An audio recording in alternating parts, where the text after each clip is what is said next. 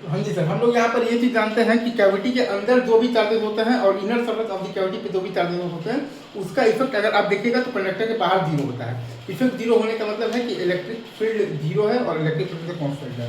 और वहीं अगर आप ध्यान दीजिएगा तो कंडक्टर के बाहर जो भी आपके पास चार्जेस है और plus outer surface of the conductor पर जो भी चार्जेस है, उसका इफेक्ट अगर आप देखिएगा कैविटी के अंदर जीरो होता है।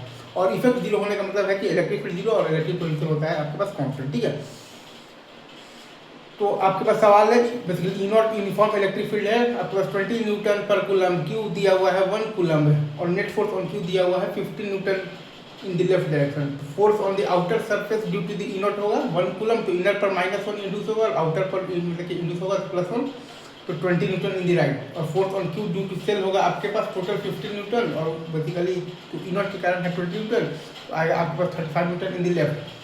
तो न्यूटन बेसिकली थर्ड लॉ से नेट फोर्स ऑन सेल होगा 35 न्यूटन इन दी राइट, क्योंकि ई नॉट के कारण तो सेल पर नेट फोर्स जीरो होगा, क्योंकि आपके पास 1 कूलम -1 कूलम और 1 कूलम है। ठीक है, चलिए